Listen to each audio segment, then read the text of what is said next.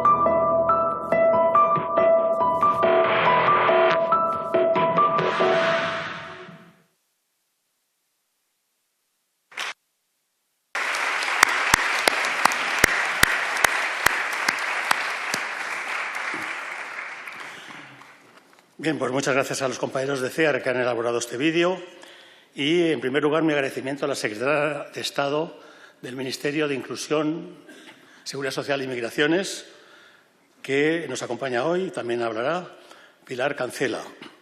Del Ministerio están Amapola Blasco, directora general de Atención Humanitaria, y del Sistema de Acogida de Protección Internacional, así como Amparo González Ferrer, subdirectora general de Análisis Migratorio de este Ministerio, representantes de la Comisión Europea y diputados y representantes de grupos políticos. Quisiera hacer mención especial al coordinador general de Izquierda Unida, Antonio Maillo, diputado por Sevilla, y en ellos está nuestra esperanza de que a ver cómo salimos de esta, ¿verdad? Agradecer también la presencia de ACNUR, de la Organización Internacional para las Migraciones, y a UNICEF España, así como a la Defensoría del Pueblo y a las organizaciones de la sociedad civil. Bueno, por la Defensoría del Pueblo ha venido la adjunta segunda al Defensor del Pueblo, Patricia Bárcenas, que ha sido durante muchos años directiva de CEAR Euskadi, ¿verdad? Así que tiene buena experiencia en estos temas. Y, por último, a las universidades, con una especial mención a la UNED, que ha participado en este informe. Por supuesto, a todas las ONGs que nos acompañan y a todas las personas que, independientemente, individualmente, han tenido a bien venir también esta mañana al Congreso de los Diputados. Está muy bien encontrarse en tan buena compañía, ¿no? En tan buena compañía. Una vez más, hacemos este informe en un contexto político y de protección que realmente es muy preocupante, ¿no? Van ascendiendo las personas desplazadas de los hogares en los que han nacido y han vivido, ¿no? Superan los 123 millones en el año que ha pasado, 2024. Esto es más del doble que hace 10 años. Estamos en un mundo tremendamente violento, ¿eh? Guerras, dictaduras, fundamentalismos, violaciones de género, emigración por cambio climático, bandas que distorsionan, que sabotean, que chantajean a las gentes que también se ven obligadas a emigrar. En fin, realmente ya digo que es un mundo cuyo panorama es terrible. Mientras que la ciencia y la tecnología avanza y nos sorprende con inventos, innovaciones como la inteligencia artificial, sin embargo, la sociedad no parece que ha variado mucho a lo largo de los años y de los tiempos y de los siglos, ¿verdad? Seguimos matándonos unos a otros, seguimos oprimiendo a muchas partes de la sociedad y a pesar de estos avances económicos, científicos, tecnológicos, observamos que sigue habiendo hambre en el mundo, que sigue habiendo pobreza, que sigue habiendo todo tipo de injusticias y que hacen que mucha gente tenga que emigrar por razones diversas. Todos huyen, los emigrantes, los refugiados, aunque las causas sean diferentes y sean distintas, ¿no? Y frente a esta migración, que es provocada por un sistema económico mundial enormemente desigual en economía, pero desigual también en política, en derechos humanos, con toda esta serie de temas, lógicamente queremos ayudar a tomar conciencia de la problemática de los emigrantes y refugiados y aplicar la solidaridad y la justicia. No la caridad, la solidaridad. Y esto me parece que es fundamental y nos obliga, además, como miembros de países desarrollados. Porque la mayor parte de los refugiados y emigrantes están en los países menos desarrollados. La mayor parte. No están en los desarrollados, a pesar de que, por las informaciones que existen, da la impresión contraria. Y lo hacen también en unas condiciones muy negativas, muy negativas. En este contexto nos ha preocupado desde CEAR el Pacto Europeo de Migración y Asilo, ¿no? Y queremos que realmente España tome una orientación distinta en la línea que acabo de decir yo de la solidaridad y de la justicia, de la protección de los derechos humanos, ¿no? Apostando por que el pacto y su aplicación pues sea garantista en derechos de las personas que lo necesitan. Se trata de dar derechos a las personas que no tienen derechos, ¿no? Y nosotros creo que tenemos que luchar por ello, además de concienciar a la sociedad. Tenemos que combatir la xenofobia, el racismo, y ante ello opongamos, lógicamente, esta solidaridad que acabo de mencionar. Nuestro país recibe cada año a personas en busca de protección, en su mayoría procedentes de América Latina y de África del Norte y Occidental. Aunque la tasa de protección ha mejorado levemente respecto al año anterior, seguimos a la cola de la Unión Europea en derechos de asilo admitidos, ¿no? Y esto realmente es preocupante cuando nuestro país se ha convertido, después de Alemania, en el país de mayor recepción de migrantes y refugiados de la Unión Europea. Esto sobrepasa a Francia incluso, ¿no? Por una parte, parece que confían en nosotros y nosotros no podemos fallarles, ¿no?, a los que vienen aquí y tenemos que integrarles en la sociedad española. Y esto me parece que es fundamental, que por una parte vengan a España porque creen que aquí podrán encontrar una vida mejor y por eso no les podemos defraudar en ningún caso y en ningún momento. Y finalmente, no podemos dejar de pasar en estos momentos, aparte de lo terrible que son todas las guerras y la condena a las guerras, es que rechazar el genocidio insoportable que vive la población palestina y que estamos viviendo sin poder hacer nada. Nos encontramos impotentes ante eso. Pero es una verdadera brutalidad, es una verdadera bestialidad, no solamente por los bombardeos, no solamente por las balas, y lo que genera muertos, niños, mujeres, heridos, niños que se ven amputadas las piernas, los brazos. Es algo realmente terrible, intolerable, que a uno le cuesta asimilar que en el siglo XXI pasen estas cosas y cerca de nosotros también. Y que frente a ello los países de la Unión Europea no reaccionan, o reaccionan muy levemente. Frente a ello, la respuesta que se está dando es realmente lamentable. Y aquellos que protestan, como en Estados Unidos, en las universidades, han sido objeto de represión, de expulsión, violando además un derecho que en España sí tenemos consagrado en la Constitución, que es la autonomía universitaria, y un derecho que en Estados Unidos se ha violado en estos últimos tiempos, cosa que no sucedía. Aunque no hubiese ese derecho constitucional en Estados Unidos, sin embargo, sé que había el respeto a la autonomía de la universidad. Y ahora resulta que son los culpables, los que protestan por el genocidio. Es realmente algo lamentable. Estamos viviendo en un mundo, en este sentido, que parece que está al revés en muchísimas cosas. luchemos para que se frene este genocidio, porque sobre todo los que más sufren son los de Gaza. Y ya digo, no solamente por los bombardeos, sino por no dejarle entrar la ayuda humanitaria, dejar morir de hambre, malnutrición. Los niños, se les ve cuando llegan los camiones, cómo se tienen que pelear entre ellos para coger las comidas. Es algo que realmente cualquier ser que tenga un mínimo de humanidad no puede aguantar, no puede resistir. Ahora también luego ha sido Cisjordania, Líbano, ahora también Irán. Países además con armas nucleares. Estamos ante un peligro en este sentido verdaderamente atroz y no sé si somos conscientes todavía de ello, ¿no? Y frente a esto hay que apostar por políticas sociales, por políticas de integración a todas las personas que vienen aquí huyendo de tantas catástrofes como existen en el mundo. Y por eso quisiera, a pesar de todo este pensamiento tan pesimista, siempre cito a Gramsci, ¿no? Gramsci que decía, frente al pesimismo de la inteligencia, opongamos el optimismo de la voluntad. Y yo sí tengo ese optimismo, siempre lo he tenido, ¿verdad? Y gracias a ese optimismo pues fui rector de la Complutense. Me acuerdo que un catedrático, Luis Ángel Rojo, que fue gobernador del Banco de España, me felicitó, pero me dijo, hay que estar loco para ser rector de la Complutense, ¿no? Bueno, pues eso ya muestra que soy en cierta medida optimista y que cuando acabé el rectorado en el 2011, precisamente Manuel de la Rocha, que está aquí, presidente de la MPDL, es el que me convenció para ser presidente de CEAR, ¿no?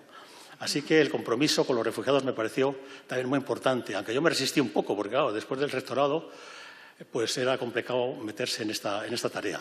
Pero en fin, sigo ahí.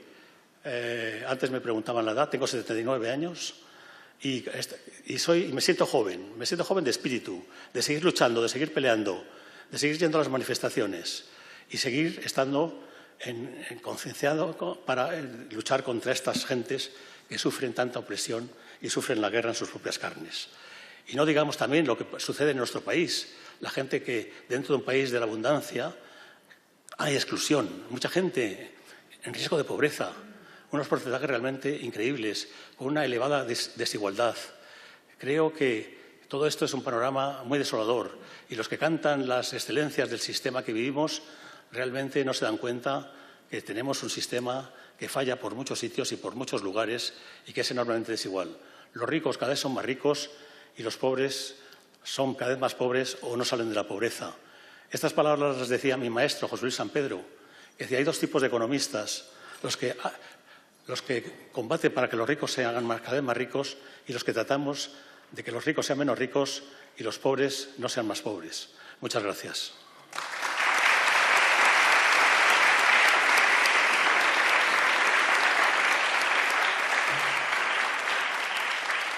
Bueno, y a continuación doy la palabra a la secretaria de Estado, Pilar Cancela, que le vuelvo a agradecer muchísimo su compromiso y estar aquí con nosotros, con mucha gente solidaria que hay en España. No todo es maldad. Bueno, muchas gracias. Bueno, muy buenos días a todos y a todas. La verdad es que para mí es una enorme satisfacción el volver a estar en esta casa, porque fui diputada durante unos años. Y además en esta sala, especialmente la sala Ernest Lluch, que tiene también una connotación pues tremendamente especial de lo que significa el estado del bienestar, uno de los pilares básicos cuando hablamos de lo público. Pues muchísimas gracias, presidente, muchísimas gracias, Carlos, gracias, Mauricio, gracias, Mónica, gracias a toda la familia de CEAR por el día a día, que es al final lo que cuenta, el trabajo del día a día, y sobre todo también por la complicidad en el camino, por ese trabajo permanente y constante que desarrollamos. Está aquí el equipo también de la Secretaría de Estado, de la Dirección General de Ayuda Humanitaria y Acogida, que los conocéis de sobra, las dos, y afortunadamente pues, un equipo muy comprometido, pero también donde hay un intercambio permanente, constante, de cómo se puede trabajar caminando juntos y juntas para construir y para buscar espacios de encuentro. No significa que no discrepemos, a veces, pero eso es bueno. Lo importante es intentar buscar siempre el espacio para hacer el bien y, sobre todo, para que la balanza se incline siempre hacia los conceptos de solidaridad, de intentar priorizar esa perspectiva de derechos humanos que es la que nos define, que define nuestra política migratoria y la posición de España en el mundo. Saludar, por supuesto, a la representación de ACNUR, que está aquí, a la OIM, como siempre. Muchísimas gracias. Es siempre un honor compartir espacio y también el contar también con el sistema de Naciones Unidas y lo que significa en un contexto tan difícil, donde el multilateralismo es uno de los objetivos ahora mismo a batir y si alguien se lleva la palma en esos objetivos a batir es Naciones Unidas.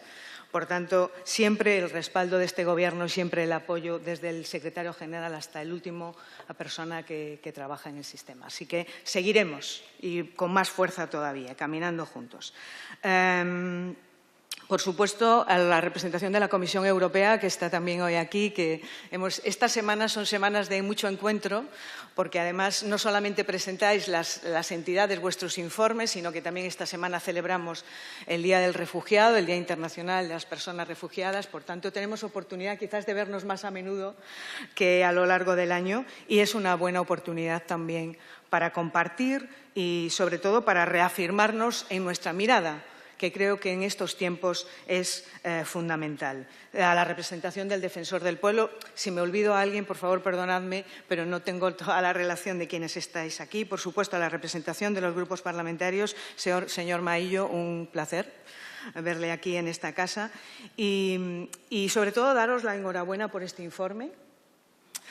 Creo que el informe al final es el resultado de ese viaje del que hablaba del día a día, de las experiencias de quien está en contacto permanente con la realidad del día a día y que para quienes estamos desde la política pública, desarrollando nuestra actuación, nuestros programas, qué mejor que contar, que escuchar, que trasladar ese trabajo del día a día a la acción concreta y a los programas concretos. Por tanto, muchísimas gracias ya por el número 23. Por tanto, creo que es vuestra señal de identidad, la solidez y la consistencia y, sobre todo, pues también reconocimiento a la UNED, que también ha colaborado con vosotros en la elaboración del informe. No sé si me he dejado a alguien, pero bueno, mi intención es que no olvidarme de nadie. Voy a intentar ser breve, porque lo importante viene después, no es ahora, pero sí me gustaría compartir algunas reflexiones con todas y todos vosotros. Lo ha dicho muy bien el presidente, lo ha dicho muy bien Carlos. Estamos en un contexto internacional tremendamente difícil, donde la palabra, donde la diplomacia ha sido sustituida por los ataques, por las bombas, por la confrontación, por el conflicto y, paradójicamente, estamos prestando más atención porque es la realidad, porque hay personas que están sufriendo, están siendo bombardeadas, bombardean ahora, luego son objeto de bombardeo. Quiero decir que, al final, se está convirtiendo en un espíritu bélico predominante en el mundo, precisamente porque al frente de los muchísimos gobiernos, pero yo diría que incluso de las grandes potencias mundiales, y pongo lo de potencias entre comillas, hay personas que quizás tienen unos perfiles con una perspectiva que no es precisamente la perspectiva de derechos humanos, ni de construir la paz, sino que precisamente consideran que su fortaleza deriva de ese ejercicio de la fuerza. Y en el ejercicio de la fuerza siempre sufren, siempre padecen los más débiles, las personas que más lo necesitan, los más vulnerables, y se incrementan de una manera exponencial pues las personas migrantes, evidentemente, y también las personas refugiadas, que necesitan buscar cobijo porque son perseguidas por múltiples razones, pero fundamentalmente porque no están de acuerdo con esa manera de actuar de esos gobiernos y con esa persecución, bien por lo que piensen, por lo que crean, por su condición sexual o por las circunstancias que les hagan diferentes o al menos que le hagan diferente, que consideren un peligro para quienes están gobernando en este momento. Pero lo triste también que tenemos que hacer esta reflexión es que estas nuevas crisis globales nos están haciendo olvidar esas otras crisis crónicas que llevan ahí olvidadas, son las llamadas, ¿no? le denominamos crisis olvidadas, que siguen persistiendo. Estoy pensando ahora, por ejemplo, en el Congo, la situación del Congo, pero podríamos hablar pues, de los campamentos saharauis o podríamos hablar de muchos otros lugares en el mundo y al final lo que se produce es una superposición constante de personas, de pueblos atacados, masacrados, confinados y además tremendamente ya no solo vulnerables, sino en peligro para su propia vida, para sus familias y para su propia identidad. Y ahora me viene a la mente la palabra interculturalidad. ¿Quién dijo que era incompatible el emigrar? ¿Quién dijo que es incompatible moverse con reafirmar tu propia identidad y al mismo tiempo formar parte de otra comunidad e integrarte? Creo que son conceptos que tenemos que tenerlos siempre presentes en el diseño de una política por parte de un país, porque nos define. Por tanto, ¿qué país somos? ¿Qué país queremos ser? ¿Qué país vamos a tener que seguir siendo en un contexto tan difícil donde no podemos de ninguna manera callarnos, ni siquiera minimizar nuestro discurso? Yo diría que tenemos que impulsarlo mucho más, que tenemos que alzar la voz mucho más, pero eso tiene que ir acompañado de acción, de hechos, de programas, de políticas. Y creo que ahí es donde España tiene que marcar su posición, no solamente en Europa. En este momento Europa también tiene que, estos días lo hemos compartido, lo he dicho en alguna intervención, Europa también tiene que pensar y tiene que definirse qué Europa es, qué Europa somos ante el mundo, cuál es la posición de Europa ante todo lo que está ocurriendo. Está claro que los cambios que se han producido en muchos gobiernos también han cambiado el cariz de la política, en concreto la política migratoria, que se ha desplazado hacia una visión más de seguridad que de derechos humanos. España defendemos la posición de derechos humanos, seguiremos defendiéndola siempre. Por tanto, todos estos retos que tenemos encima de la mesa, primero, la implementación del Pacto Europeo de Migración y Asilo. Compartimos, creo que hay determinados aspectos de ese pacto que nos hubiera gustado seguramente que fueran de otra manera, pero visto lo visto, menos mal que hemos firmado ese pacto bajo la presidencia de España y con ese contexto en el que se firmó, porque ahora mismo lo que está surgiendo, bueno, surgió ya de una manera inmediata, fue un propio cuestionamiento del pacto. Un pacto que debía revisarse, un pacto que se había quedado obsoleto, porque lo que está primando es la visión de las fronteras y no la perspectiva de derechos humanos. Cuidado con este tipo de planteamientos, porque al final estos siempre nos llevan a conceptos como expulsiones, deportaciones, y ese no es la perspectiva. No puede ser la perspectiva, porque hay una cosa fundamental que son los derechos de las personas vulnerables, las personas migrantes, las personas refugiadas, que además les ampara el derecho internacional humanitario y el propio derecho europeo. Por tanto, cuidado con estos discursos, y ante estos discursos pues hay que levantar la voz.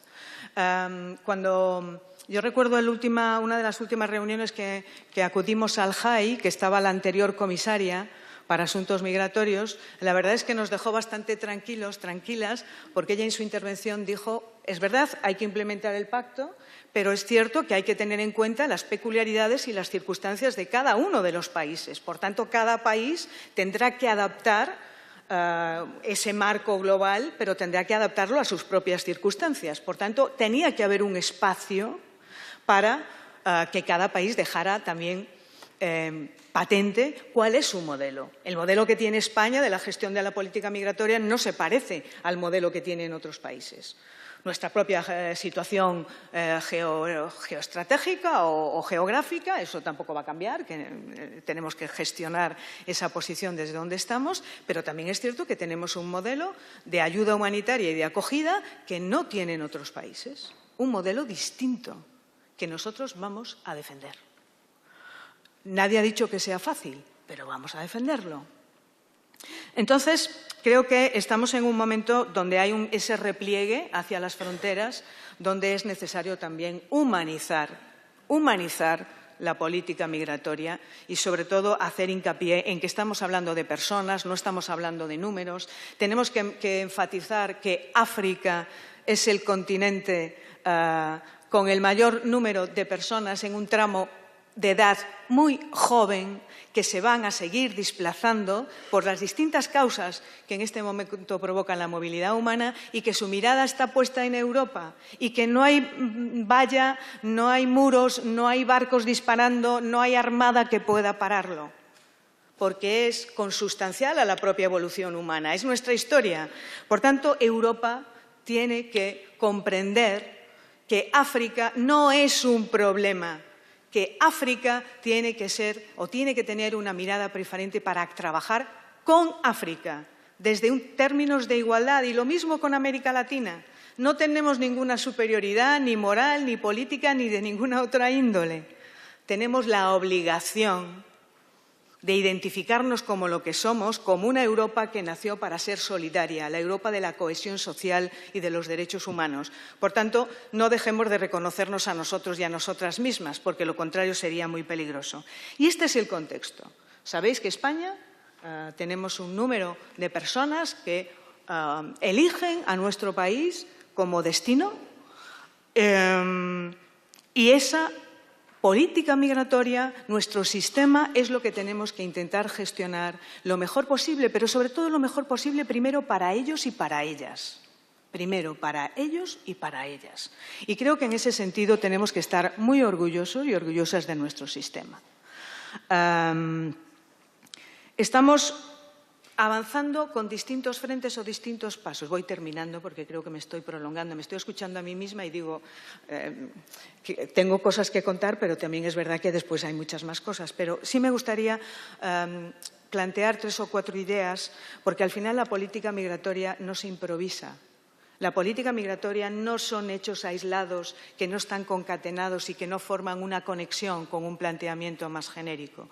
Por tanto, tenemos la implementación del Pacto de Migración y Asilo, al que tenemos que dar respuesta. Ya hemos mandado una primera propuesta, nos hemos reunido con la Comisión Europea, tenemos que seguir trabajando porque además el 26 está a la vuelta de la esquina y junio pues está muy cercano. Seguiremos trabajando en esa mirada, pero también intentando que haya un equilibrio entre el concepto de seguridad y el concepto de derechos humanos. A mí incluso me gustaría que se inclinara más hacia una de las partes. Lucharemos porque eso sea así.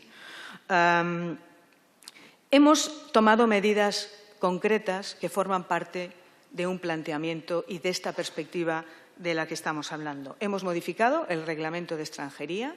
Yo diría que es un nuevo reglamento de extranjería, donde además ha hecho, por señalar una sola cuestión, que podríamos hablar de muchos, pero no es el momento, donde se ha hecho hincapié en una figura fundamental para la regularización normalizada en el día a día de las personas que están en situación irregular en España y que ningún otro país tiene, que es la figura del arraigo. No solamente se ha corregido algunas deficiencias que había en la tramitación, sino que se han ampliado las figuras para que esa regularización se haga en el día a día. Con las perspectivas que tenemos, a 31 de diciembre del año pasado había 250.000 personas regularizadas a través del arraigo, desde que fue la reforma del 22. La previsión que tenemos es que a finales de este año sean aproximadamente 350.000 y que con la continuidad, sabéis que ha entrado en vigor este mes de mayo, por tanto, las previsiones es que sea el procedimiento normal y diario de la regularización con un procedimiento individualizado, garantista y protector de los derechos de las personas. No voy a rehusar hablar de la disposición transitoria quinta, sé que es uno de los temas que os preocupan, pero aquí también me gustaría aclarar una cosa. La incompatibilidad entre el arraigo y el asilo no lo establece el Reglamento de Extranjería. Es una incompatibilidad que viene marcada no solamente por el marco normativo de la Unión Europea, sino también por sentencias del Tribunal Supremo. ¿Qué es lo que ha hecho el reglamento o qué hemos intentado hacer? Pues que en vez de estar o abocar a estas personas a 2 años de irregularidad, el plazo se reduce a 6 meses. ¿Eso significa que no ha afectado y no ha perjudicado a personas que estaban trabajando y han tenido que dejar el trabajo? Somos conscientes de que ha sido así. Pero lo que intentamos fue establecer una medida que ayudara, no profundizar en el perjuicio. Por tanto, tendremos que trabajar en otros frentes para intentar resolverlo. Y se me viene a la cabeza la iniciativa legislativa popular. No voy a rehuir ninguna de las cuestiones, porque además estamos en esta casa y ahora mismo estamos hablando sobre ella con los distintos grupos parlamentarios y nuestra voluntad es que salga adelante, no solamente por el respeto al inmenso número de firmas que están detrás, por las entidades que estáis detrás, sino porque creemos que es una oportunidad para nuestro país y que no es incompatible en absoluto con los otros pasos que estamos dando desde el punto de vista normativo y desde el punto de vista también de la acción concreta en programas concretos. Sabéis que también hay un punto pendiente, que es la modificación del catálogo de ocupaciones de difícil cobertura. Tenemos la previsión de poder modificarlo también para incorporar sectores de actividad que en este momento no están incorporados. Me gustaría contaros también muy brevemente en relación con las medidas que adoptamos, las instrucciones para la DANA. Ha sido un absoluto impacto positivo para las personas que se han podido beneficiar. A 13 de junio los datos es que 30.000 personas han presentado su solicitud para poder obtener la autorización. Ya llevamos resueltos el 86%, el 97% de estas resoluciones son positivas y las que están pendientes, que son ahora mismo 4.000, pues las resolveremos de manera inmediata. Deciros que ese porcentaje pequeño del 3%, 4% que no se ha admitido, pues fundamentalmente son porque no pudieron acreditar los antecedentes penales, que sé que es otra de las cuestiones que se plantean, pero que en todo caso que sepáis que a aquellos países que tardan más en aportar los antecedentes penales les hemos dado 2 meses más para que puedan aportarlos. Por tanto, creo que las facilidades siempre ha sido con una perspectiva positiva, siempre pensando en las personas que lo necesitan.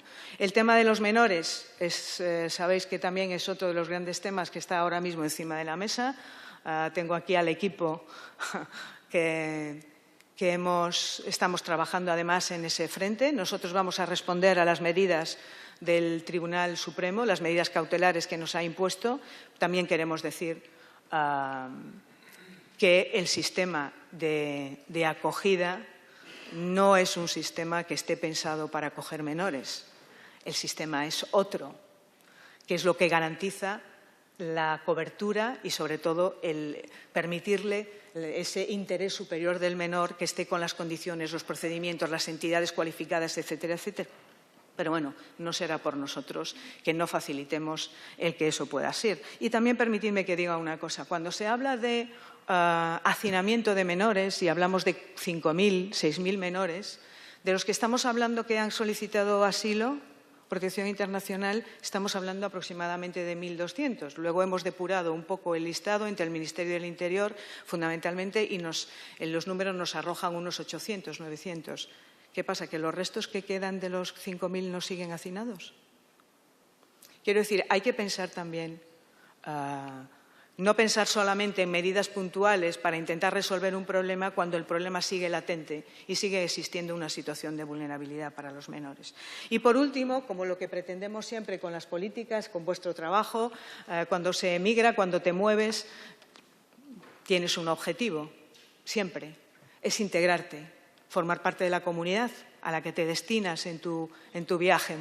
La mayor parte de las veces nada fácil, yo diría que todo lo contrario. Y si eres mujer o eres una niña, pues muchísimo peor. Se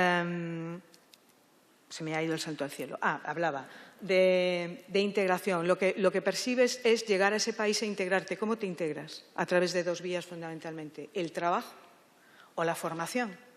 Y creo que en ese sentido que podamos poner en línea todos estos planteamientos, todas estas realidades y todas estas situaciones con la perspectiva de la incorporación a la vida activa y a la ciudadanía plena, ese es el gran objetivo. España, si alguien no quiere pensar en los derechos humanos, porque tiene una mirada más economicista, ¿verdad? Necesitamos manos de obra, hay sectores de actividad que necesitamos personas para trabajar, ¿es cierto? Es cierto, a mí me gusta más esta otra perspectiva, ¿no?, que nos define como país, pero vamos a poner en conjunto las 2 miradas. Si eso es así, si queremos que sigan incrementándose, acaban de salir los datos de un primer avance de los datos de afiliación, estamos llegando casi a un número récord, a una cifra récord de afiliados a la Seguridad Social. El incremento viene fundamentalmente por personas extranjeras que se han afiliado y dado de alta a la Seguridad Social. Pues pensemos que si queremos seguir sosteniendo este estado del bienestar, a mí me gustaría cobrar mi pensión, si puede ser, cuando me jubile, que ya no me falta demasiado. Si queremos seguir teniendo sanidad pública, educación pública y todo este tipo de cosas que parece que nos han caído del cielo, pero que han sido muy luchadas y conquistadas durante mucho tiempo, creo que tenemos también una oportunidad como país para desarrollar todas aquellas acciones, toda aquella política que nos permita crecer muchos más fuertes, porque los países más diversos que abrazan la diversidad con toda naturalidad siempre son los países, no solamente desde el punto de vista humano, sino también desde el punto de vista de un posicionamiento de cómo debe ser el mundo, y España tiene que posicionarse en el mundo y en Europa como lo que somos. Frente a los que arman tanto ruido y dicen parece que reflejan a la inmensa mayoría. La inmensa mayoría de los españoles y españolas no somos racistas, ni la xenofobia forma parte de nuestro ideario, todo lo contrario. Somos un país muy grande y tremendamente solidario. Muchas gracias.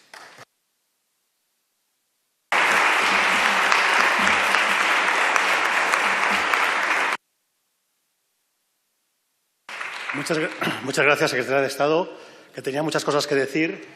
Yo me he contenido. Una vez en el Club Siglo XXI, en el Foro Europa, hice una pregunta precisamente a vuestra ministra y me dijo el moderador, sé breve, dijo, te lo agradezco que lo digas, porque no hay nada peor que un profesor jubilado. Que entonces te sales, ¿no? Bueno, pues nada, muchas gracias a la secretaria de Estado. Ya, a lo mejor ya la ha hecho ministra. No, te pido que no digas las cosas. No. Y ahora pasamos a otra mesa, donde estarán varias personas que darán informes muy útiles. Hasta luego. Muy bien. Muchas gracias.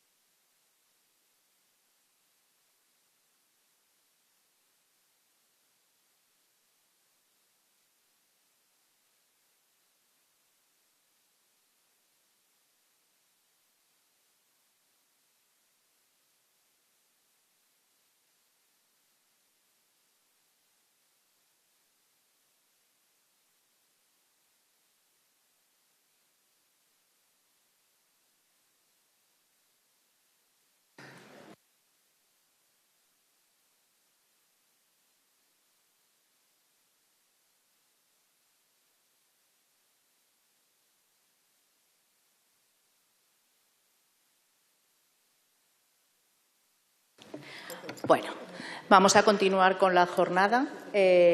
Intentaremos ser breves. En mi posición iba a hacer una presentación un poco de contexto, pero creo que la mayoría de las cosas ya se han puesto encima de la mesa, tanto por Carlos como por Pilar. Antes de comenzar la mesa, me gustaría dar las gracias, mis más profundas gracias a todas las compañeras de CEAR y los compañeros de CEAR por este informe, por la elaboración de este informe, pero sobre todo por el trabajo que hemos desarrollado este último año. Para nosotros este junio es como nuestra cita anual y, de verdad, a todas las compañeras, las que estáis en las recepciones de los centros, las que estáis trabajando en los centros de acogida, en las oficinas, en las áreas de administración, en las fronteras, en Barajas. Muchísimas gracias de corazón, porque esto es recursos humanos. Mira, que veo ahí a los compañeros.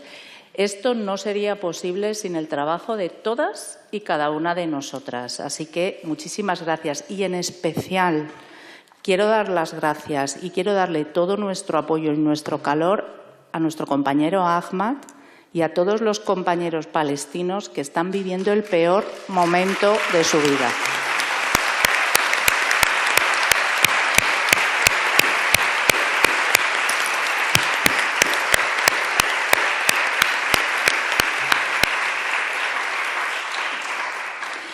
Bueno, y ahora ya simplemente voy a dar unas pinceladas un poco de lo que ha planteado Pilar, para que las tengamos encima de la mesa para iniciar un poco las preguntas de debate. El año 2024 ha sido nuevamente un año récord en personas que se han visto obligadas a dejar sus hogares para poner su vida a salvo.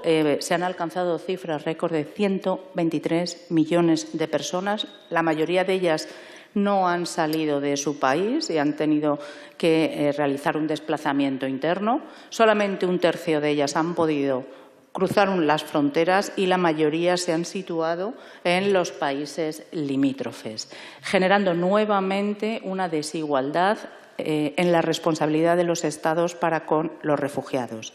De los 5 Estados que más refugiados reciben, solamente Alemania es un Estado donde la situación económica y la media económica es alta. El resto de Estados, hablamos de Uganda, hablamos de Irán, hablamos de Colombia, son países cuyas rentas son medias bajas.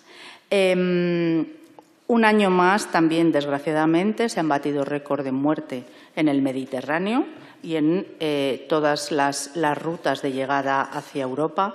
Han muerto 10 personas al día tratando de poner a salvo sus vidas. Todo esto en un contexto en el que la Unión Europea ha apostado por un enfoque, como ha comentado Pilar, un enfoque de seguridad, un enfoque de blindaje de fronteras y un enfoque de externalización de fronteras en contra del enfoque de derechos humanos o de tener presentes los derechos de las personas migrantes y refugiadas. Y en el caso español, bueno, además de los distintos hitos que ya ha comentado Pilar, la aprobación de un reglamento de extranjería que, perdonadme, nosotros discrepamos en que no ha sido la mejor herramienta para las personas solicitantes de protección internacional, que fundamentalmente han visto cómo el tiempo de solicitud de protección internacional no va a ser computado a efectos de la obtención de un permiso por arraigo. Pero también en España ha sido un año nuevamente marcado con numerosas dificultades de acceso al procedimiento de asilo. La consecución de una cita para poder formalizar asilo ha sido prácticamente una tarea nula, porque no ha sido posible, y esto supone que miles de personas quedan privadas de derechos tan básicos como el derecho a la salud o el derecho a la educación, además de otras situaciones como la acogida o el acceso a un sistema de acogida al que tienen derecho. Y algo muchísimo más grave, quedan en situación de irregularidad. La situación de irregularidad supone que en cualquier momento pueden ser detenidas y expulsadas a sus países de origen. Pero no ha sido la única herramienta que ha bloqueado de alguna manera el acceso al procedimiento, sino que también se ha utilizado la imposición de visados de tránsito a personas que procedían de países como Senegal, Sudán, Egipto, Mauritania o República Centroafricana. Como veis, de estas nacionalidades, algunas de ellas tienen altas tasas de reconocimiento, como por ejemplo las personas nacionales de Sudán. Bueno, para hablar de todo esto, cuento en la mesa con… A ver, que tengo aquí varios… Cuento con personas…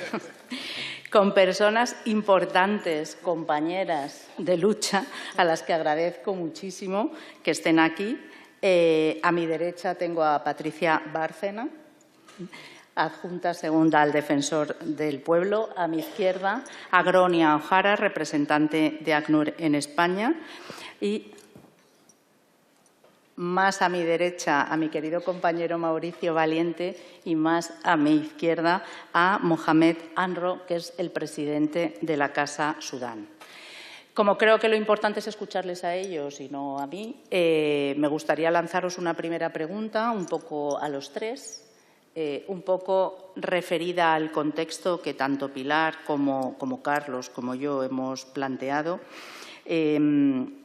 partiendo de la necesidad, de la reflexión sobre la necesidad de que la implementación del pacto en España module de alguna manera el enfoque securitario del pacto hacia un modelo más de protección de derechos y de garantías. Me gustaría saber cuáles consideráis que son los principales retos existentes ahora en España para la implementación de este pacto y para que este pacto no suponga un retroceso en derechos.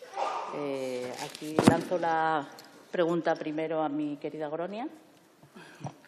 Muchísimas gracias y gracias por invitarnos y antes que nada felicidades a SEAR por la producción una vez más de un informe tan detallado que refleja realmente un compromiso, una comprensión y una realmente entran ustedes de profundo en lo que es el sistema de asilo en todos sus aspectos en España y por lo tanto nos agradezco mucho el ACNUR tener ustedes como contraparte y socio importante.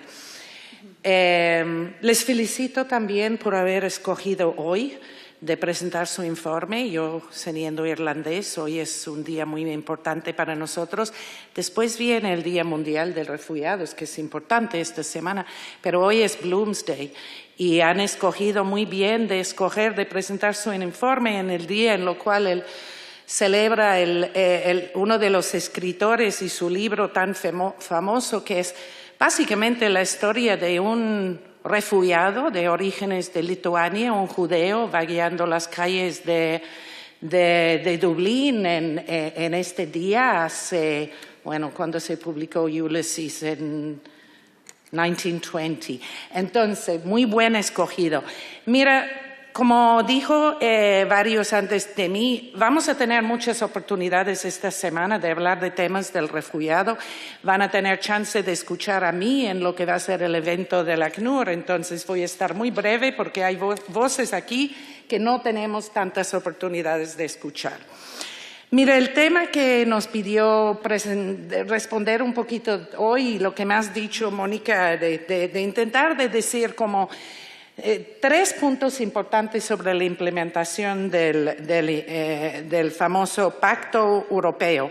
Y no hay que olvidar que estamos hablando de un pacto de asilo y migración. Esto es un pacto que tiene 2 partes y diferentes elementos y mucho herramienta. Y pues hablamos mucho de los retos. Y bueno, como gente que trabaja en este ámbito, somos muy buenos en identificar los retos. Muy buenos. Los retos son bastante obvios. Lo que a veces no es tan obvio son las respuestas a estos retos. Y haber escuchado tanto a su presidente y a Pilar hablar, me da mucho gusto de estar, francamente, como representante del ACNUR en un lugar donde España, donde tomen estas cosas en serio. Aquí tenemos un sistema de asilo que es lejos de perfecto, pero créeme cuando les digo que yo con 31 años de experiencia del ACNUR, yo he trabajado en muchos países y no son todos que dan el espacio de discusión como da España. Entonces, creo que esto tenemos en nuestro favor. Y cuando hablamos de retos, hay que hablar de oportunidades también. Si el derecho internacional habla de derechos y obligaciones, pues para mí el pacto presenta retos y presenta oportunidades. Y tenemos que tomar estas oportunidades e ir adelante, full speed ahead, para maximizar lo que podemos ganar de este pacto. Y en eso me da mucho gusto. Tengo que admitir que no he leído de primera página hasta última página el informe. Como muchos, he leído el Executive Summary y los anexos tampoco, y lo admitió a Patricia. He leído de principio al fin el informe recién del Defensor del Pueblo como sobre los derechos de los niños, pero ambos documentos son documentos de referencia que nos va a ayudar mucho. Y el parte del informe de SEAR que más me llamó la atención son las propuestas de la SEAR, que son 10, en su anexo 1 del informe, que en 10 puntos ustedes realmente presentan retos liados con oportunidades y sugerencias para resolver ciertos asuntos. Entonces, los retos son muchos, pero mirando oportunidades, me pediste 3 cosas. Bueno, un gran reto creo que va a ser cómo va a diseñar y aplicar el nuevo Border Screening Mechanism, que es la idea de triaje en frontera. También un gran reto, que es reto no solo para España, pero para cada país en el mundo que está acogiendo refugiados, es la cuestión del retorno bajo condiciones dignas para la gente que no tienen caso para ser otorgado la protección internacional. Y por lo tanto, repito otra vez el hecho de que estamos tratando de un pacto que es para asilo y migración, porque en esa parte viene la asociación muy cercana y productiva entre lo que es el ACNUR y el OIM, porque tal vez hay personas que entran en el sistema de asilo y después de una observación y consideración de su caso, siempre y cuando reconociendo todo lo que había dicho, que tenemos que acelerar, que no es justo que la gente esté esperando meses y para una entrevista, no es aceptable que la calidad de traducción en las entrevistas no es suficiente. Pero una vez ya terminado la consideración de caso, un sistema de asilo no puede ser eficaz si no hay consecuencias y no hay tratamiento diferente para la gente que no necesitan protección internacional.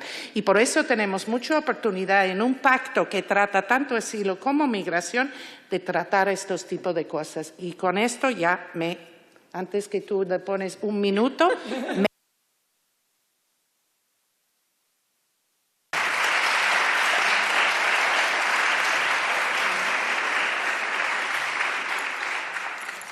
Me ha leído el pensamiento. Bueno, Patricia, ¿alguna consideración al respecto? Bueno, buenos días. Lo primero de todo, muchas gracias. Gracias por la invitación a CEAR y gracias a todos los compañeros y compañeras que estáis aquí por vuestro trabajo, por el informe de hoy y por todos los esfuerzos y las dedicaciones que cada día tenéis con las personas refugiadas, por vuestro compromiso, ¿no? Bueno, pues me alegro mucho de estar aquí. La verdad es que es un placer para mí el poder incorporarme a la presentación del informe, que yo he estado en muchos informes durante muchos años, pero desde otra perspectiva, desde otro lado, y el estar desde aquí y en este espacio, que son las Cortes, en representación del Defensor del Pueblo, o como adjunta, según el Defensor del Pueblo, me reubica otra vez en mi puesto para poder trasladar algunas cuestiones en las que yo creo que sí que efectivamente, además de reto, existen grandes oportunidades, ¿no?, en relación con el pacto. Es verdad que yo también diría tres cosas para poder o sea, que tenemos como por delante para poder implantar toda esta normativa. Lo primero es recordar, claro, desde el rol del Defensor del Pueblo hay que tener en cuenta que nosotros estamos como Cortes Generales, como comisionados de las Cortes Generales para supervisar la Administración y velar por los derechos fundamentales, tenemos un papel diferente, ¿no? Y no solo podemos supervisar algunas cuestiones del pacto en concreto, sino toda su implantación y toda la normativa, porque incluso se podría recurrir en inconstitucionalidad todo aquello que se considere que vulnera, en este trayecto a la implantación, que vulnera los derechos fundamentales, ¿no? Entonces, tenemos que mantenernos un poco al margen, digamos, de cualquier opinión concreta sobre los aspectos específicos que tengan que implementarse o aplicarse en determinados casos. Ahora bien, eso no es óbice para recordar que efectivamente el pacto tiene un paquete normativo importantísimo, lleno de reglamentos. Como sabéis, solo hay una directiva, el resto son reglamentos y, por tanto, todo un paquete normativo de obligado cumplimiento, que nos queda un año para transponer. Y en esa transposición, pues el Defensor del Pueblo tiene que estar atento a ver cómo se lleva a cabo, ¿no? Y creo que el reto fundamental sería llevar a cabo la implantación con una triple perspectiva, con la perspectiva de los derechos humanos, con la perspectiva de infancia y con la perspectiva de género. Y de esa manera probablemente podremos conservar lo bueno que tiene nuestro sistema, que efectivamente, como decía la Secretaría de Estado, hay cosas muy buenas en comparación con otros, claro, en Europa, con lo que lo hacen peor, no con los que hacen mejor. Hay cosas muy buenas que debemos mantener, pero hay cosas que sin duda debemos mejorar. Y esa aplicación normativa nos da la oportunidad de hacerlo con esas tres perspectivas. Y como parte del defensor, también considero como una oportunidad el rescatar las recomendaciones que hemos venido realizando durante todos estos años en relación con el acceso al procedimiento, con la no devolución, con el interés superior del menor, y aprovecho para recordar que acabamos de presentar un informe en el que creo que hay muchísimas recomendaciones que se deben de mirar. Es cierto que discrepamos con el Ministerio en algunas cuestiones. Cuando nuestras recomendaciones nos aceptan, cerramos, digamos, con diferencia de criterio. Tenemos diferencia de criterio, pero no son puntos opuestos ni hay o sea, todavía quedan espacios de encuentro en el que podemos, yo creo que podemos reabrir esas cosas en las que de momento discrepamos, pero que si recogemos los instrumentos del pacto y los miramos desde esas perspectivas, vamos a ver que hay muchas cosas que efectivamente pueden ser buenas en el pacto y que nos dan la oportunidad de regular mejor. Hay recomendaciones en relación con los centros de internamiento, las posibilidades de detención, la situación de los CATE, la acogida no solo de los mayores, de las familias, de la infancia. Tenemos recomendaciones de diferente tipo que yo invito a que se tengan en cuenta a la hora de transponer toda esa normativa y a la hora de establecer cuáles son los procedimientos o los planes de choque que se van a llevar a cabo para solventar la situación actual que sufre el sistema de asilo. Porque efectivamente es un buen sistema, pero ahora mismo está colapsado. Está colapsado tanto las oficinas de extranjería como las de asilo, está colapsado el sistema de acogida y hay que llevar a cabo algún plan de choque que con esas perspectivas, sin dejar a nadie atrás, permita el que se abran nuevas oportunidades para que realmente podamos respetar los derechos fundamentales de todos los solicitantes de protección internacional que intentan llegar a España. Y también, en ese sentido, hago recordatorio de las recomendaciones que tienen que ver con el funcionamiento de consulados y embajadas, donde también tenemos yo digo tenemos, pero hay una tarea pendiente que llevar a cabo si queremos respetar lo que dice la normativa y lo que dice el pacto, porque los reglamentos recogen gran parte de lo que actualmente tenemos y de lo que tenemos que mejorar. Nada más. Gracias.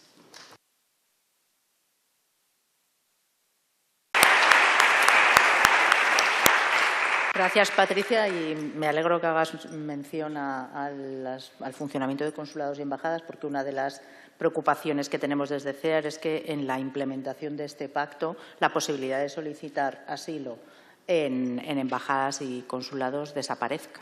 Y tenemos que estar muy vigilantes para ello. Mohamed, es tu turno. Bueno, pues muchas gracias a todos por venir y muchas gracias a CEAR por invitarme a comparecer en esta conferencia. Antes de nada, querría dar una breve introducción sobre lo que es Casa del Sudán y nuestros objetivos aquí en España, porque es la primera vez que aparecemos en un informe como este. En principio, buscamos apoyar a la comunidad sudanesa a nivel social y cultural aquí en España. Organizamos también actividades diferentes. Colaboramos con otras asociaciones y trabajamos para fomentar la integración social y el entendimiento con la sociedad española. Y también, a raíz de la actual guerra, la que está pasando ahora mismo en Sudán, buscamos darle visibilidad a la situación humanitaria que está pasando en Sudán y ayudar a la comunidad tanto aquí, en España, como allí en Sudán. Organizando también actividades humanitarias y ayudando a centros liderados por civiles también ahí en sitios donde hay conflicto en Sudán. Y en relación al pacto, nos preocupa un par de cosas, la verdad. Nos preocupa que el nuevo pacto de migración y asilo puede reforzar una visión más de control sobre los refugiados que de protección, que es lo que se debería buscar, en mi opinión. Se quiere determinar de una manera más rápida y más acelerada en las fronteras si una persona necesita o no necesita de protección. Y eso significa que cuando una persona llega huyendo de una guerra o de la persecución o de la pobreza extrema, en lugar de escucharla con calma y estudiar cada caso individualmente, puede llevar a que se devuelva rápidamente a su país o a otro lugar que no es ni su país, sin haber comprobado realmente si esa persona necesita de protección o no necesita. Y eso puede también ser muy peligroso para ellos cuando vuelven, para ellos o ellas, porque cuando vuelven a sus países corren el riesgo de ser encarceladas, torturadas o asesinadas. Otro reto también es la dificultad del acceso a este proceso de asilo sin tener que jugarse la vida en el camino. Hacer un poco de referencia a lo que pasó hace 3 años en Melilla, en la que mucha gente, más de 100 personas, la mayoría de Sudán, fueron asesinadas ahí en la valle de Melilla. No existen otras vías legales, como acaba de decir mi compañera. No existen otras vías legales y seguras para venir a pedir asilo aquí en España y en otros países también, como podría ser, por ejemplo, la expedición de visados humanitarios o hacer más facilidades para la reagrupación familiar o el traslado directamente desde la embajada de otros países. Muchas gracias.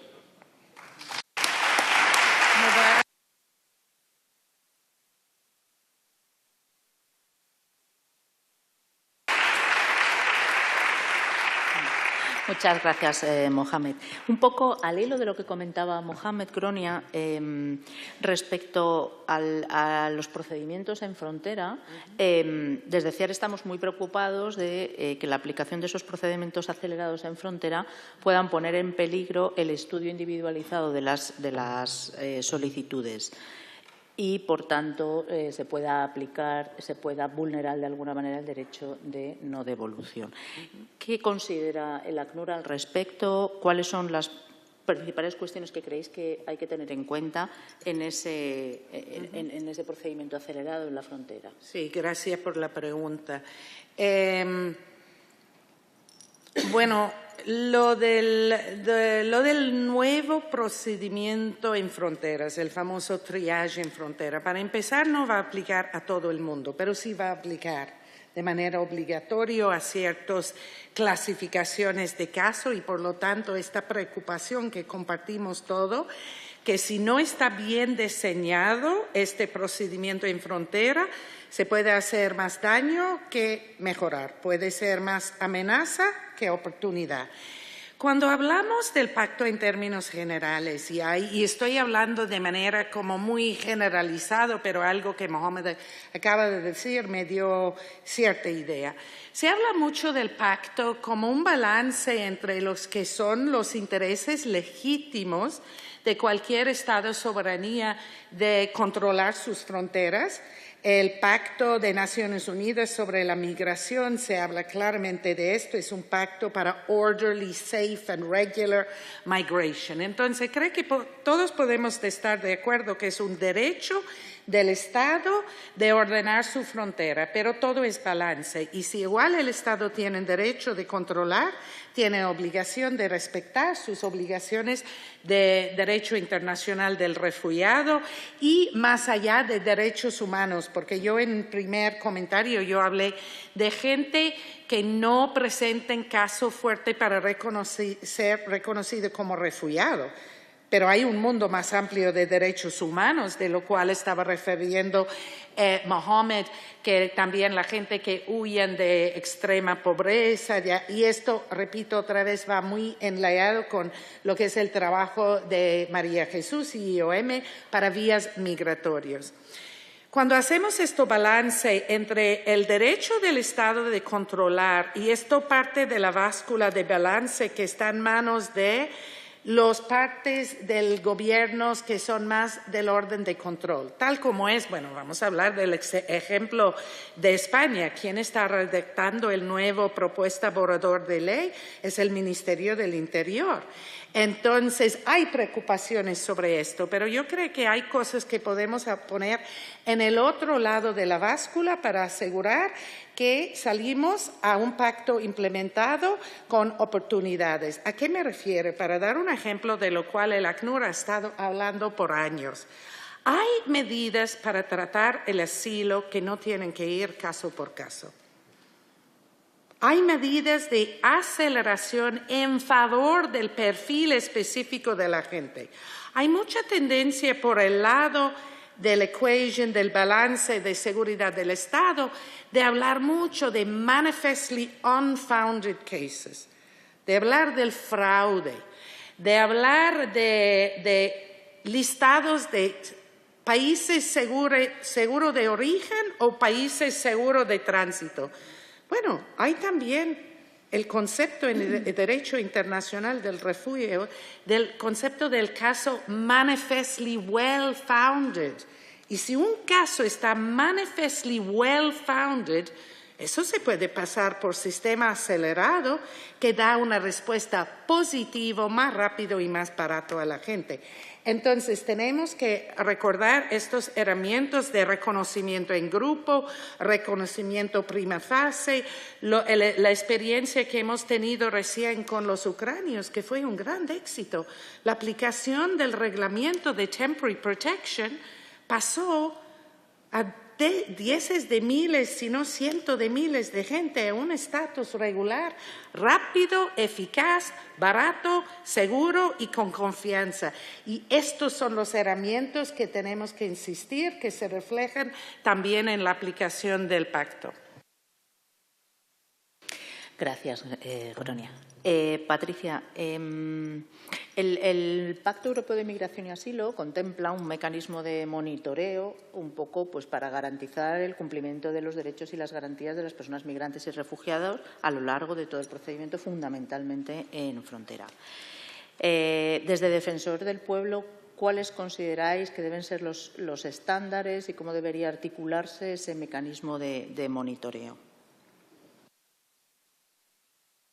Bueno, vamos a ver, efectivamente sí que el reglamento de control, en uno de los artículos que hacen referencia al triaje y al procedimiento en la frontera, prevé la existencia o exige a los Estados que todos tengan un mecanismo de supervisión independiente y habla en concreto de esta parte del triaje y del procedimiento en frontera. En esa regulación también hace referencia específica al papel que tienen el Defensor del Pueblo, las instituciones nacionales de derechos humanos o los mecanismos nacionales de prevención. En el caso español, da la casualidad de que los tres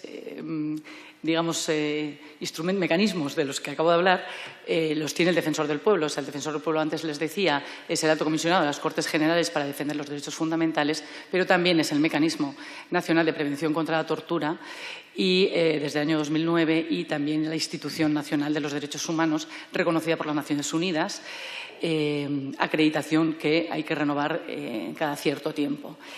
En ese triple rol, digamos que el defensor tendría las características básicas que en teoría recoge el reglamento de control y que además luego la Agencia Europea de Derechos Fundamentales ha desarrollado en una guía práctica en la que establece cuáles son los parámetros, ¿no? Fundamentalmente lo que se busca en esos mecanismos es la independencia, una independencia fuerte, independencia digamos política, ideológica, económica, que es difícil de crear si no existe ya. Digo yo que se podría crear otro mecanismo, ¿no? Pero teniendo uno, parecería un poco raro que el Defensor del Pueblo podría incluso supervisar a ese mecanismo de supervisión si se crea un mecanismo ad hoc en España, ¿no? Pero ¿qué ocurre con esta cuestión? Que en el caso español los únicos que pueden decir al defensor qué hacer o encomendar una tarea más allá de lo que constitucionalmente está establecido son las Cortes Generales. O sea que el Gobierno no podría en ningún caso decir el mecanismo de supervisión independiente va a ser el Defensor del Pueblo, porque no tiene potestad para eso, tendrían que ser las Cortes.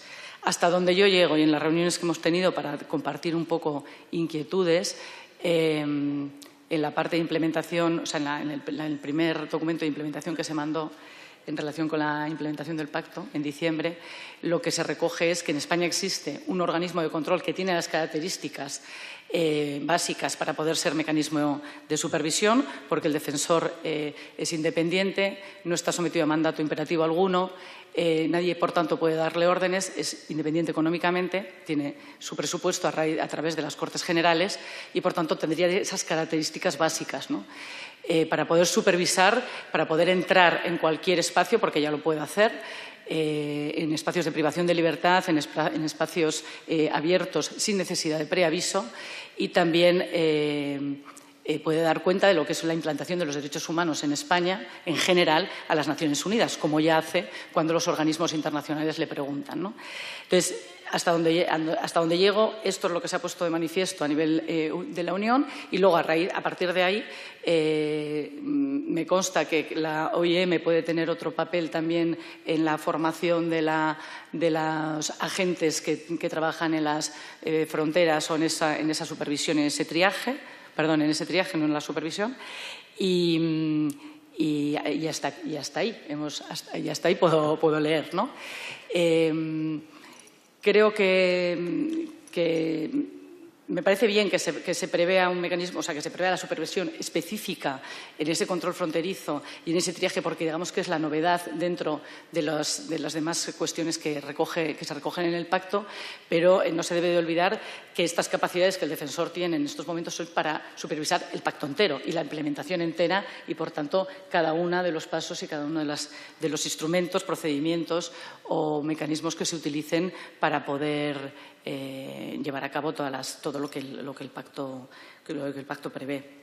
No sé si te he contestado. Creo que más del mecanismo no se puede decir. O sea, más allá de poder, si alguien tiene más interés en lo que es el funcionamiento, a las características que debe tener, les invitaría a leer la guía de la FRA, que es la que recoge un poco los principios generales. Pero fundamentalmente se trataría de un mecanismo que sea independiente, transparente, que tenga competencias para poder entrar, que nadie le pueda denegar documentación, que tenga un principio fuertísimo de confidencialidad, que tenga experiencia en la materia y que tenga los recursos suficientes. En el caso del defensor se tiene todo menos los recursos suficientes, que en caso de querer hacer más del trabajo que hacemos, pues las Cortes Generales tendrían que ampliar su presupuesto y ampliar la partida que tiene para el defensor del pueblo. Gracias. ¿Con brevedad, Gronia?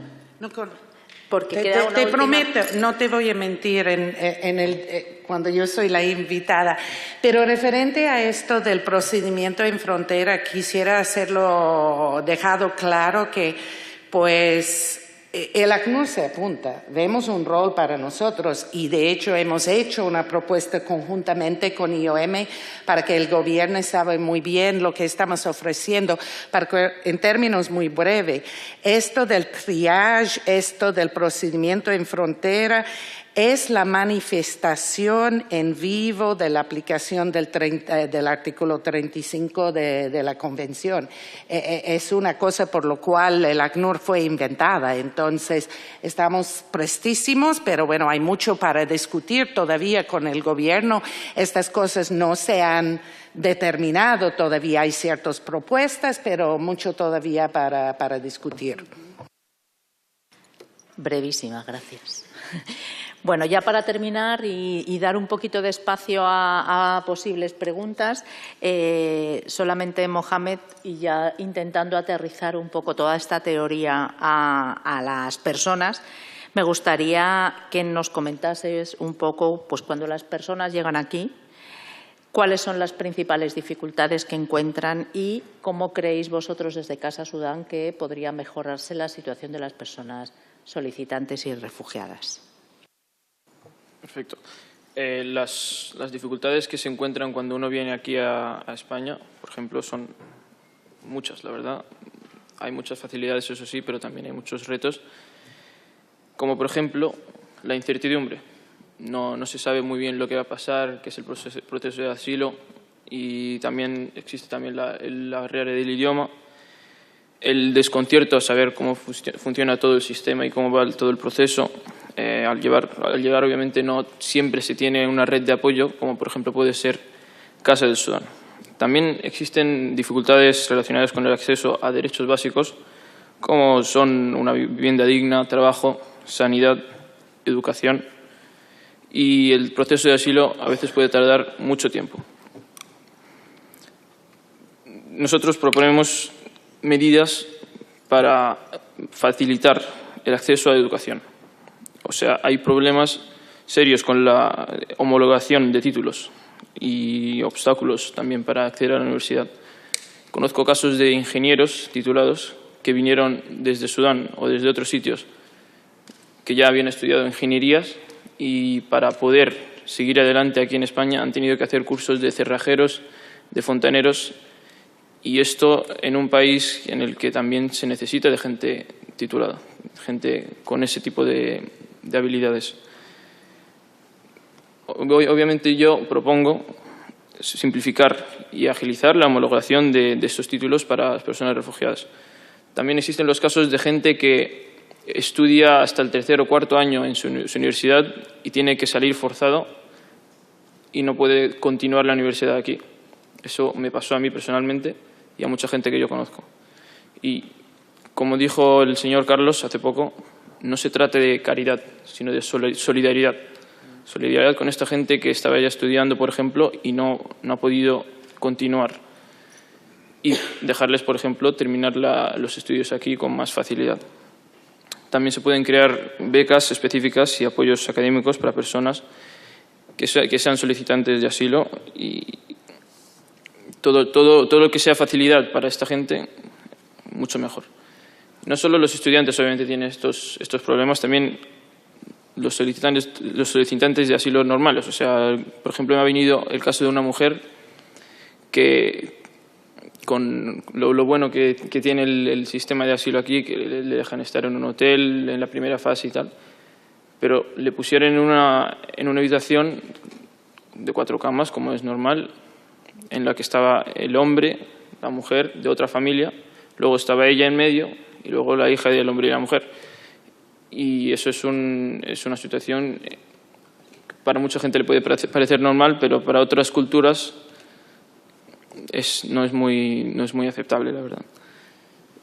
Obviamente también vengo con mis propuestas, y que es adaptar los dispositivos de acogida a realidades culturales diferentes y religiosas, y también promover la formación profesional en mediación intercultural para esta gente que está responsable de estos procesos de asilo.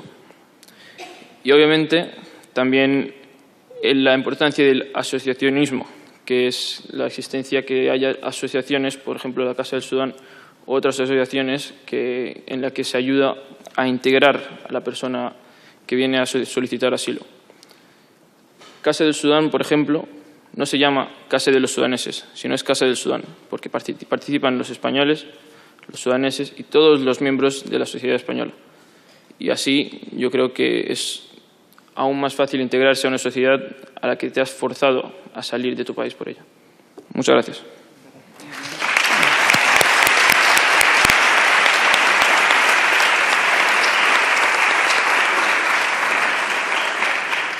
Muchas gracias, Mohamed, por tu testimonio, que es fundamental para entender la realidad del desplazamiento forzado, y a todos tus compañeros de Casa Sudán que nos acompañáis hoy. Antes de cerrar este acto, vamos a abrir un pequeño turno de intervenciones o de preguntas por parte del público. Si alguien quiere señalar alguna cuestión, pues levanta la mano y os voy dando pie. Manolo, adelante.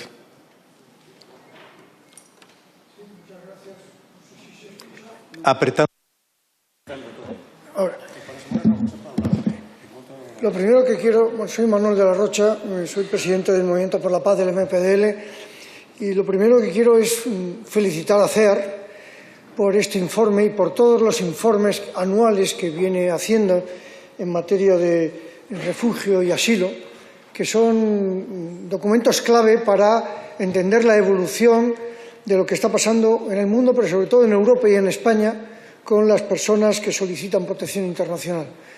Un documento que muestra cómo en muchas facetas CEAR, y lo digo sin remilgo, pues tiene un liderazgo en nuestro país en esta materia que en algunos aspectos es envidiable.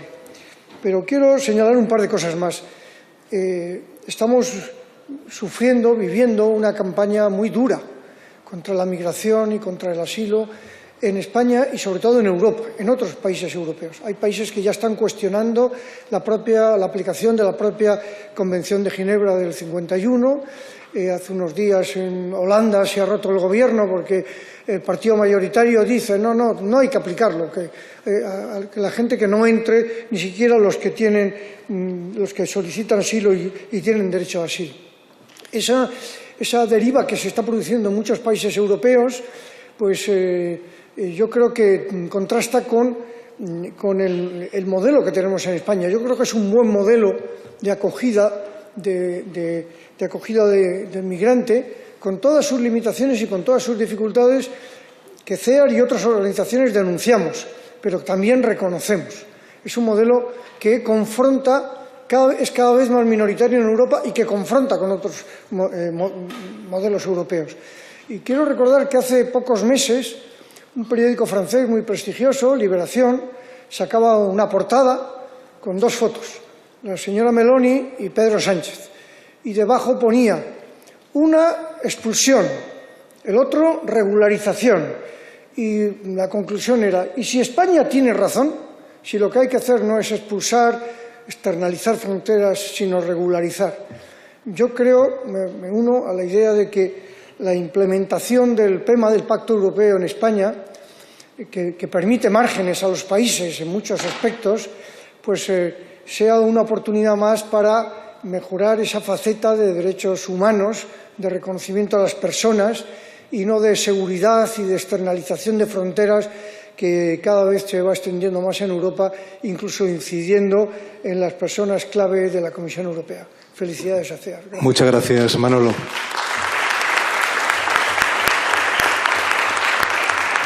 Adelante, tienes la palabra. No sé si hay alguna palabra más para ir... Ah, allí, vale. Adelante, sí.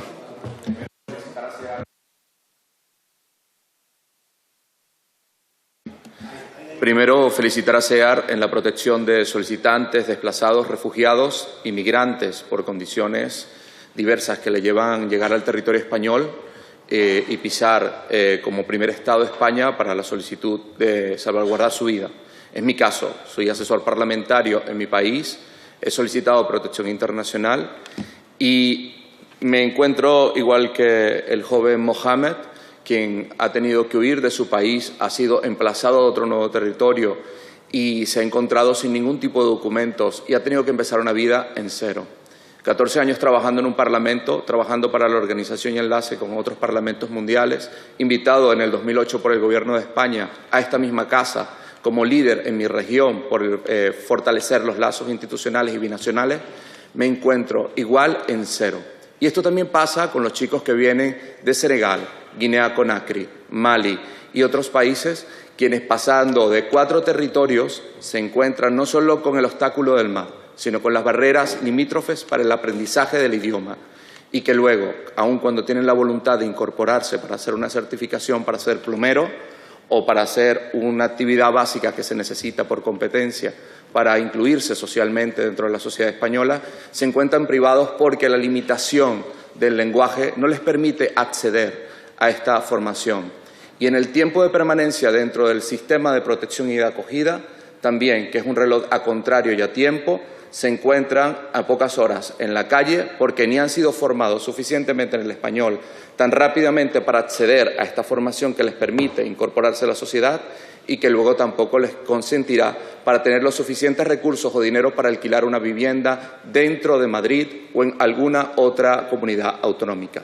Pasa en CEAR, pasa en Cruz Roja. Son cientos de miles de personas que día a día luchan luego de tener una respuesta positiva o negativa para incorporarse a la sociedad y se encuentran abandonadas porque no les alcanza el dinero para poder alquilar una habitación dentro de esta sociedad.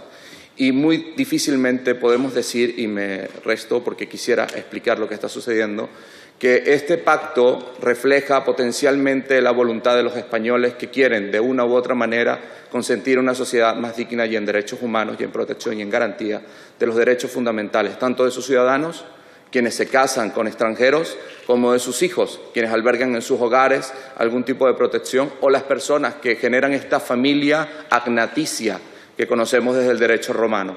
Esta familia que se incorpora, que no viene del consanguinis, sino de la relación fraternal, de la solidaridad y de la amistad entre los pueblos. Y encontramos que hay debilidades suficientes y sustanciales dentro de este pacto que, en vez de fortalecer las garantías y los derechos humanos, debilita al Estado español y execra, exime y expulsa, invisibiliza y opaca la voluntad de los inmigrantes que buscan en España un lugar para poder obtener dignidad y vida. Gracias. Muchas gracias.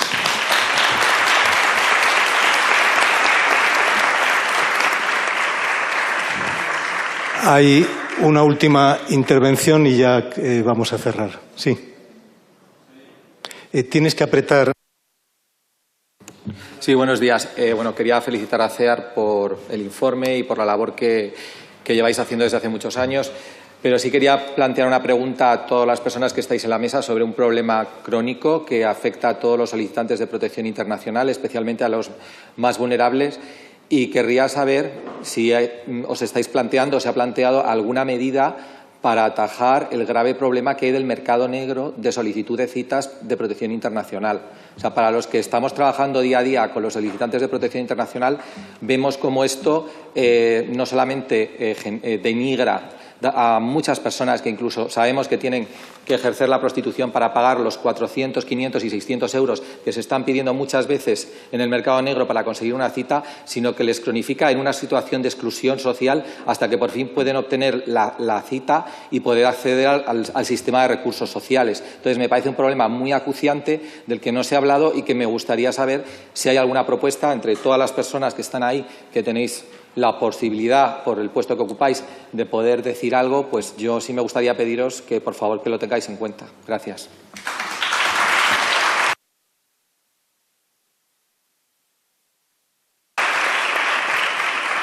Muchas gracias. Es una realidad que recogemos en el informe detalladamente, pero no sé si Patricia, Roine, Mohamed, ¿queréis decir algo sobre este aspecto? Adelante, Patricia. Hola, buenos días. La verdad es que tienes toda la razón, es un problema gravísimo.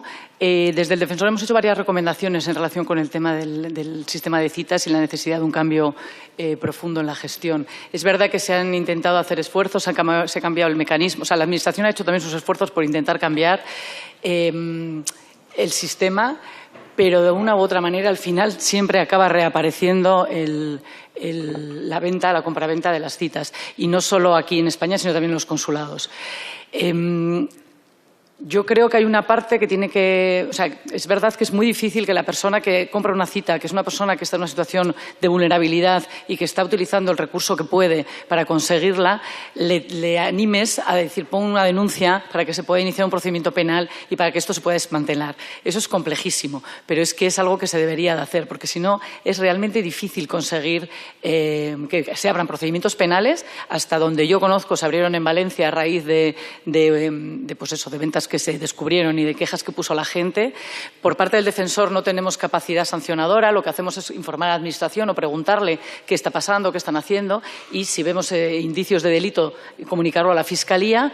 Y es verdad que se ha hecho esfuerzos en la Administración por cambiar el sistema, la gestión, pero, como digo, de una u otra manera siguen apareciendo. Queda la posibilidad de eso, de que las personas denuncien y que se puedan instalar los procedimientos penales, pero sin víctima no hay delito. Y el tema es que la gente lo compra y efectivamente no quiere denunciarlo porque ya ha conseguido lo que quería. Y a esa persona que encima es víctima doblemente no podemos criminalizarla más aún, ¿no? Pero bueno, por nuestra parte, las recomendaciones hechas están colgadas en la página web, si queréis un poco consultarlas y ver qué hemos intentado hacer en la materia con la Dirección General de Policía en su caso. Gracias. Mohamed, creo que querías añadir también algo. Sí, solo un comentario sobre la posibilidad de denunciar ese tipo de actos. No solo es que no tengan la motivación, sino que también, en muchos casos, los que todavía no tienen cita y que estén buscando comprar una cita, les pueden presionar y le digan no, porque si no vas a cerrar la puerta de los demás. Gracias. Pues muchas gracias a todos. Sí, perdona, ¿querías tú? Sí, adelante, perdona. Sí, hola. Bueno, mi nombre es Luis Flores y es un gusto estar hoy con todas y todos. Soy refugiado, reasentado de Costa Rica a España. Soy nicaragüense y bueno, este tiempo de conmemorar el Día Mundial de la Persona Refugiada, años a años nos enfrentamos a retos y también, como decía la representante del ACNUR, a oportunidades. Pero más allá de crear año con año nuevas oportunidades, ver la realidad, efectivamente, con los controles migratorios en fronteras, creo que nos encontramos evidentemente y latentemente ante riesgo de violencia estructurales de derechos humanos. No solamente son señales o alertas, sino esto tiene una dimensión más grande. Ahora, visibilizar lo que sucede también en Latinoamérica con regímenes dictatoriales que aún a hoy, y por lo que he visto dentro del informe de CEAR, pues la población nicaragüense también estamos dentro del ranking de personas con solicitantes de protección internacional. Es un tema que también tiene que estar dentro de la mesa puesto y consciente, porque hoy en día, aun cuando quizás en relación a otros pudiese tener un privilegio de ya venir como refugiado a este país, llevo 6 meses en donde me he enfrentado a la institucionalidad para hacer valer el acceso a mis derechos que han sido limitados. Por dicha, cuento con quizás un conocimiento, una preparación previa que me ha permitido no solamente defender el acceso a derecho de mi persona, sino de mi grupo familiar y junto a otras personas que han venido dentro del programa de reasentamiento. Enfrentarse a un Ministerio Interior para documentarse y solicitar una cita para la TIE, que es la tarjeta de identificación extranjera, y decirle y explicarles dentro de una concesión de asilo que tiene efecto jurídico y que lo establece la ley, la normativa interna de España, es como enfrentarse a un policía del Ministerio Interior y decirle como, ok, vengo a solicitar una cita, ¿y qué? ¿El qué? Es un tema no solamente de sensibilizar, es un tema de humanizar a muchos. Y como decía la secretaria, la señora Pilar, que hay una buena voluntad, sí, pero creo que la interconexión y la relación que tiene que haber entre ministerios, y no solamente el Ministerio de Inclusión, de Migración y Seguridad Social, sino también el Ministerio Interior, que es y se lo voy a decir muy sinceramente en el marco del respeto, es el mayor obstáculo que podemos encontrar al momento de documentarnos. Y creo que todos y todas dentro de este espacio somos conscientes, pero es momento de crear estas estrategias y poder crear una sensibilidad dentro del Ministerio de Interiores, al igual que humanizar a muchos de sus servidores públicos. Gracias y felicidades al CEAR. Muchas gracias.